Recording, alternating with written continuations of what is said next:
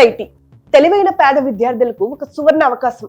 ప్రాథమిక విద్యను పూర్తి చేసుకుని భవిష్యత్తుపై ఎన్నో కలలు కంటూ ఐటీ మెట్లెక్కుతారు చాలా మంది విద్యార్థులు.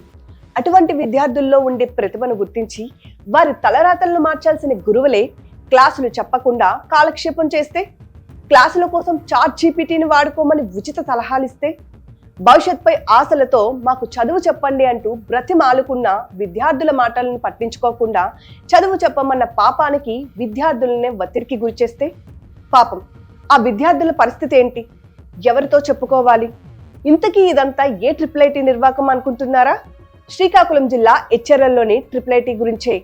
కంచె చేనను మేసిన చందంగా మారింది ఇక్కడ పరిస్థితి. ఇప్పటి వరకు విద్యార్థుల ఆత్మహత్యలతో వార్తల్లో నిలిచిన ఐటీలో అంతకు మించి దారుణాలు చోటు చేసుకుంటున్నట్లు వార్తలు వస్తున్నాయి. సెంట్రల్ గవర్నమెంట్ ఉన్నతాశయంతో Rajiv Gandhi university of knowledge technologies ఇక్కడ నెలకొల్పింది.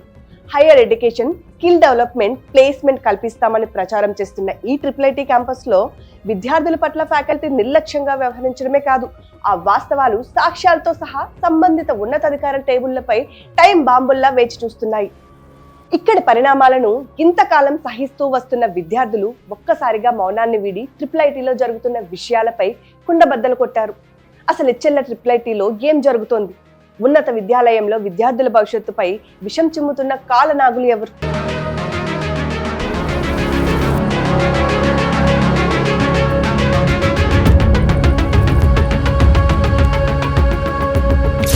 డిసెంబర్ 10 సమయం మధ్యాహ్నం 12:36.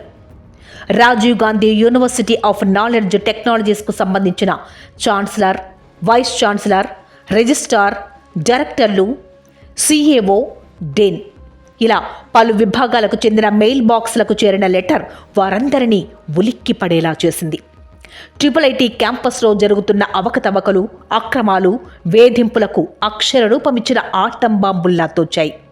ప్రభుత్వం ప్రతిష్టాత్మకంగా భావిస్తున్న క్యాంపస్ విద్యార్థుల భవిష్యత్తుకు బంగారు బాటలు వేయాల్సింది పోయి ఎందుకు పనికిరాని వారిలా ఆత్మహత్యలకు ప్రేరేపించేలా ఎలా మారిందో వివరించింది ఆ 4 పేజీల అపరిచిత యూజర్ ఐడి నుంచి వచ్చిన proton.me మెయిల్. ఈ మెయిల్ పంపింది ఎవరో కాదు, అదే క్యాంపస్ లో చదువుకుంటున్న సీనియర్ 4E గర్ల్స్.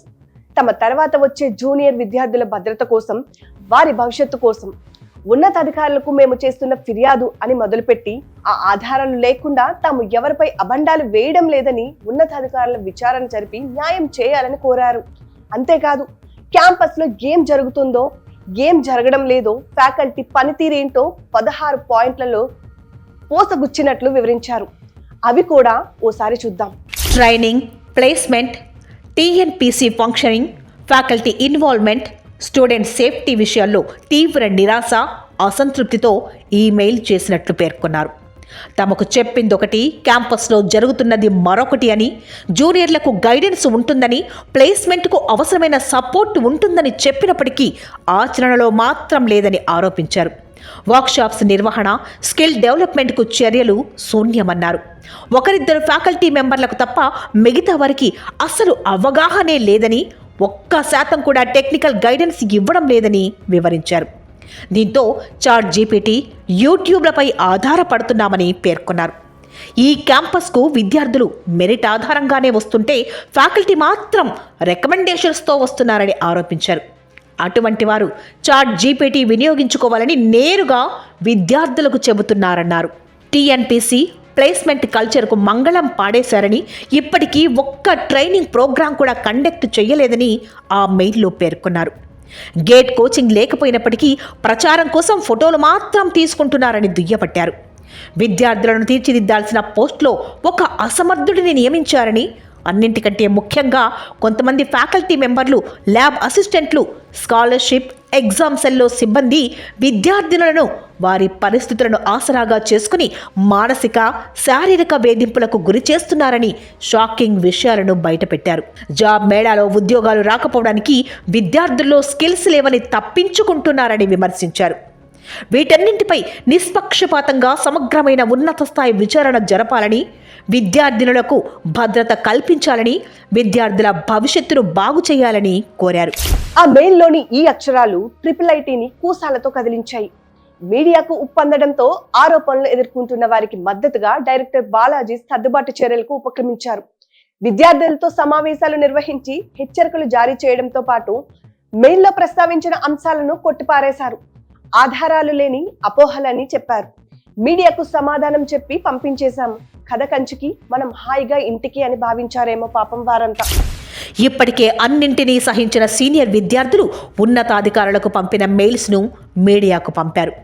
ఎటువంటి పరిణామాలు ఎదురవుతాయోనని భయపడుతూనే కొంతమంది క్యూటీవీ మీడియాతో వాస్తవాలను వివరించారు. జూనియర్ విద్యార్థుల భవిష్యత్తు, విద్యార్థినుల భద్రత కోసం క్యాంపస్లో జరుగుతున్న పరిణామాలపై ఆధారాలు సేకరిస్తున్నామని తెలిపారు. ఇప్పటికీ కొన్ని ఆధారాలున్నాయని, ఎవరికైనా ఇటువంటి వేధింపులు ఎదురైతే చెప్పాలని జూనియర్లను కోరినట్లు వివరించారు. ముఖ్యంగా IIITలో కేంద్ర మంత్రి రామ్మోహన్ నాయుడు రికమెండేషన్స్తో వచ్చిన ఫ్యాకల్టీనే విద్యార్థుల భవిష్యత్తును నాశనమయ్యేందుకు కారణమని చెబుతున్నారు. కేంద్ర మంత్రి రామ్మోహన్ నాయుడు రికమెండేషన్తో వచ్చిన వారంతా కనీసం పాఠాలు చెప్పే పరిస్థితి లేదని వాపోతున్నారు. ఇప్పటి వరకు ప్రతిరోజు ఒక్క క్లాస్ కంటే ఎక్కువ జరగడం లేదని వివరిస్తున్నారు. ఈ పరిస్థితుల్లో ఇటువంటి ఫ్యాకల్టీని రికమెండ్ చేసిన కేంద్ర మంత్రి రామ్మోహన్ నాయుడు ఇక్కడి పరిస్థితులపై దృష్టి సారించాలని, లేకుంటే విద్యార్థుల బంగారు భవిష్యత్తు మసకబారడంతో పాటు ప్రభుత్వం ప్రతిష్టాత్మకంగా భావిస్తున్న IIIT ప్రతిష్ట దెబ్బతింటుందని చెబుతున్నారు. ఇప్పటికైనా ఉన్నతాధికారులు చర్యలు తీసుకోకపోతే తాము చూస్తూ ఊరుకోమని హెచ్చరిస్తున్నారు. చూసారుగా విద్యా వ్యవస్థలో రాజకీయ జోక్యం ఎటువంటి పరిస్థితిని కల్పిస్తుందో. సరైన టాలెంట్ లేకుండా రికమెండేషన్తో వచ్చిన ఇటువంటి ఫ్యాకల్టీ వల్ల విద్యార్థులకు సరైన ఎడ్యుకేషన్ అందక ఉద్యోగం సంపాదించాలంటే స్కిల్స్ సరిపోక ఎంతో మంది విద్యార్థులు మానసిక క్షోభను అనుభవిస్తున్నారు. విద్యార్థి లోకాన్ని శ్రీకాకుళంలోని హెచ్ఎర్ల IIIT క్యాంపస్ ను కుదిపేస్తున్న ఈ విషయంలో నిబురుగప్పిన నిప్పులా ఉన్న విద్యార్థుల ఆందోళన కారు చిచ్చులా మారి దహించకముందే ఉన్నతాధికారులు చర్యలు తీసుకుంటారా, షరా మామూలుగానే చోద్యం చూస్తారా? ఎర్రన్న విద్యా సంకల్పంతో ఎంతో మందికి విద్యా ఉపాధి అవకాశాలు కల్పిస్తున్న కేంద్ర మంత్రి రామ్మోహన్ నాయుడు ఇక్కడి విద్యార్థులకు అండగా నిలుస్తారా? తన రికమెండేషన్లు వెనక్కి తీసుకొని IIITని గాడిలో పెడతారా? ఇవి మాత్రం వేచి చూడాల్సిందే.